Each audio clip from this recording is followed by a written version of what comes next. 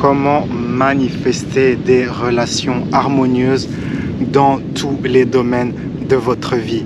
Laissez-moi commencer par une anecdote d'une personne qui m'a dit: ouais, j'ai manifesté la femme idéale pour moi et c'était trop beau, et puis je me suis mis à douter et elle est partie et nous ne sommes plus ensemble.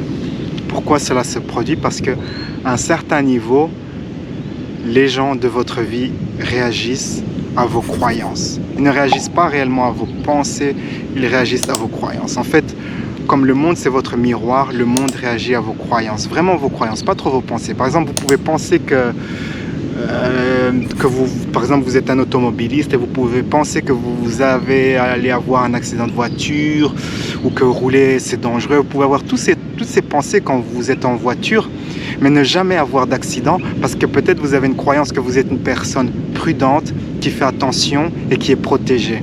Et donc vous n'aurez pas d'accident car ce sont vos croyances.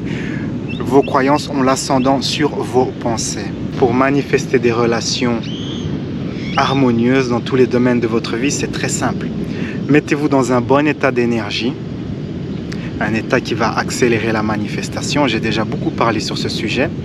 Ensuite, focalisez-vous, concentrez-vous sur le résultat final heureux. Qu'est-ce que le résultat final heureux? Eh bien, c'est que vous avez des relations harmonieuses, que vous êtes bien aimé, que vous êtes respecté, que vous êtes bien traité. Et il faut sentir que c'est la réalité. Pratiquez cela jusqu'au moment où vous sentez que c'est vrai.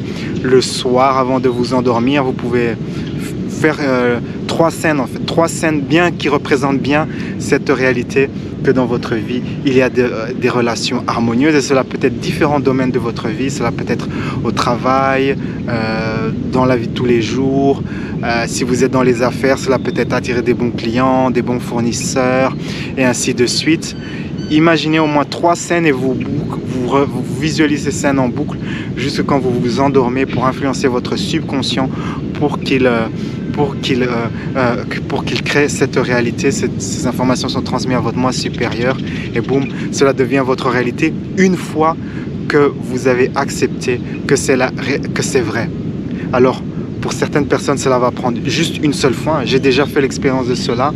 J'ai déjà fait cette technique dont je parle et j'ai dû la faire juste une seule fois. Pour d'autres personnes, il faudra pratiquer pendant plusieurs jours, plusieurs semaines, voire plusieurs mois. Cela dépend de vos résistances.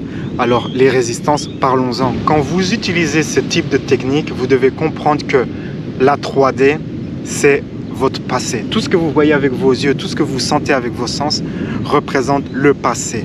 Ce que vous avez cultivé durant les 3 derniers mois. Et donc, si vous acceptez que c'est vrai, et si vous vous conditionnez que c'est vrai, dans ce cas, il est plus facile de lâcher prise et de vous dire, ok, c'est juste la 3D, et la 3D ne représente pas ce que je suis en train de créer. Ce que je suis en train de créer dans la 4D va se manifester.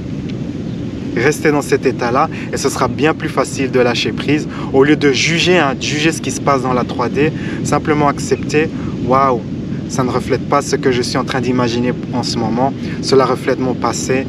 Laissez passer cet incident, cette pensée, cette chose sans la juger. Car quand vous jugez, vous renforcez votre ancienne réalité et vous faites en sorte qu'elle va se perpétuer dans votre futur.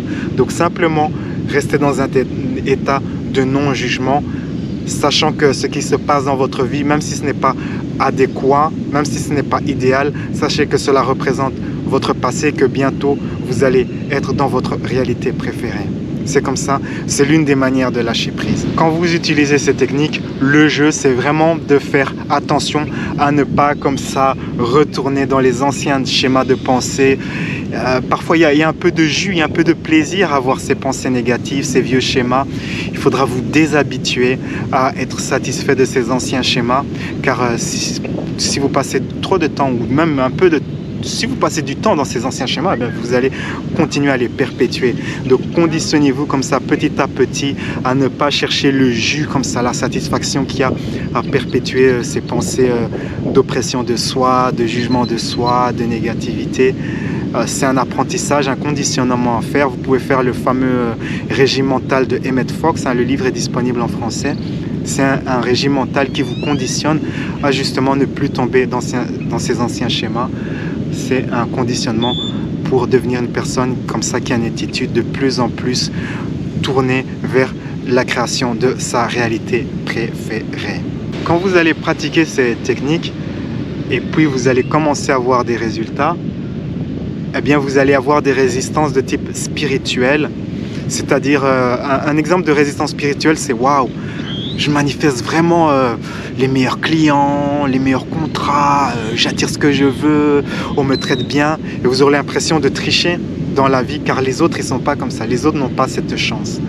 Et donc, si ça vous arrive, il faudra aussi lâcher prise sur cela. Il faudra aller au-delà de cela. C'est une résistance très forte que beaucoup de gens n'arrivent pas à passer. Ce sens que, ouais, je suis un imposteur, je suis un tricheur. Pourquoi moi je mérite mieux que les autres? Ok, je retourne à mon ancienne manière d'être. Soyez plus fort que cela.